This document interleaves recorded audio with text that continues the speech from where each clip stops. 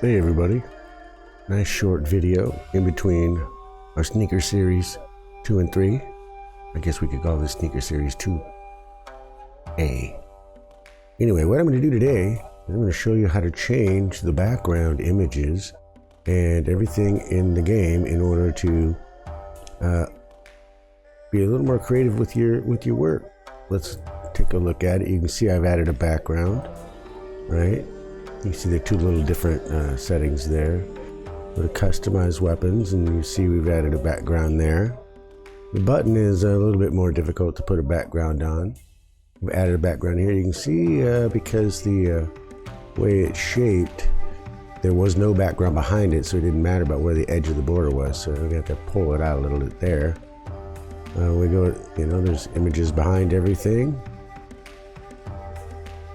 Click on the weapon, you go to combat record. You can see I got a few more I have to change out, find those. A little difficult to find some of them, which is why I'm doing this video for you guys. All right, so first thing you do is import yourself some background images. I got these from Adobe stock. If you have an Adobe account, which if you making games, you should, because you got to make intro videos and stuff. You can go to just photos, type texture. You spell it right while you text backgrounds, and then you'll see tons of backgrounds here that you can kind of use. I think that might be the one I got. And lighter wood. We got all kinds of rock and different kind of. Some of these might move, but I don't think you can use those. So I'll go ahead and grab those, hit download them to your computer, and then hit it to your desktop. And once it's on your desktop, you can just basically drag and drop it in like that. Okay. So I could, you see, this is actually my last game. So I could make this the background, so you can have your whatever your graphics are for your Steam game and everything you've got going, you can throw that in there. Might not look right, might not be the right size, I'm not sure. That's 616, so that would look kind of fuzzy. So get yourself a nice big background that's got a lot of detail in it.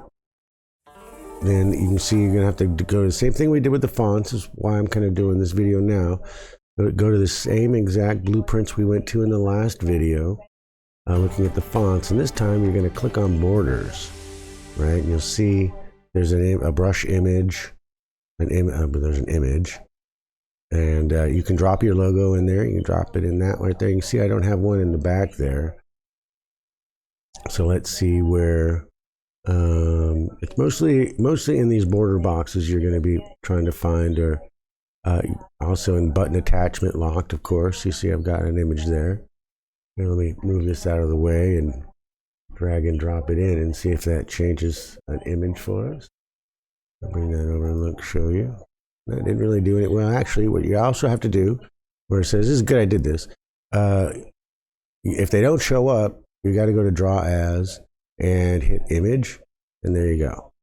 Okay, now it seems to be in front of the other image, right? So the other image just won't be there, but because it's behind it, you see. Now the other thing you can do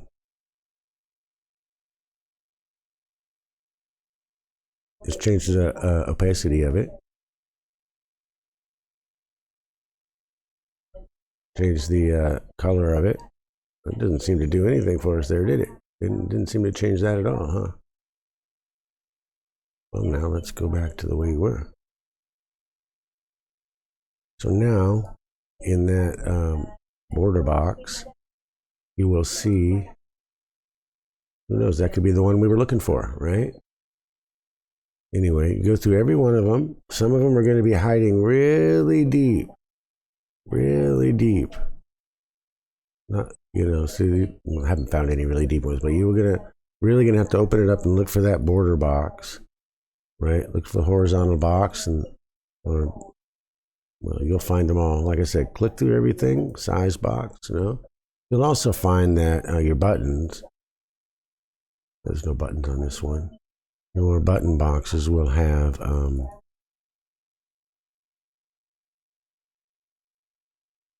where's that button box? There's the button, and you'll see it'll have an image for the button, right? Thinking I might need to put one in there, huh? Let's do that. Let's throw that in there. See if we see something different, right? Not sure. Image size, make sure it is a image. Now it went over the top. Now what's going to happen is when we scroll over the button, right, you'll see that it'll stay the image, but it'll get brighter, right? So that is, I think, what I was trying to let y'all know. Now this border background, you're going to really want to keep this gradient. That's going to be good for a lot of different things. We see how it fades the color out like that, right? Now we can change the color here to be more of a red, right? Or yellow, or blue, or green. Oh, that looks a little ugly. Huh? Was it what kind of game are we making? We're making a serious game? We're making a silly game. Huh? Let's just leave it as orange because that seems to match better than anything else. We got lucky there. All right, so now when we play, right now this menu is just for, as it says right here, testing game when in player 1. So now, see how I'm going over it and it's white? Well, somewhere it'll be, now when these, that's blue because it's highlighted, so I didn't change the color of the button back there. What's that? Oh, look at that. Look at that. Well, now these are other icons that we still haven't changed. Okay, we haven't got to the attachments yet, and I forgot to do those. And you can see it's got a circle where it says there, you don't get an optic on a rifle, you don't get that. You can add different parts to it, and we'll get into all that later. Yeah, it's the first time I saw that. Oh, that is so cool that you can. And now you look up here, you can change the categories of your weapons and stuff. Found that earlier. Let's see if we can find where that. Oh gosh, still looking for those. Leaderboard. Now see if we got name and player 1. You can see I didn't change that one back there, right? So when I change it to look like that, it'll all have it nice and wood. And if you do get it off Adobe Stock or wherever you get it, make sure you trim it in your computer's own snippet program, whatever, so that then you can get rid of the logos that are on the side there. All right, guys, I think that should be it for this video. Nice and easy, and Bob's your uncle. See you in the next one.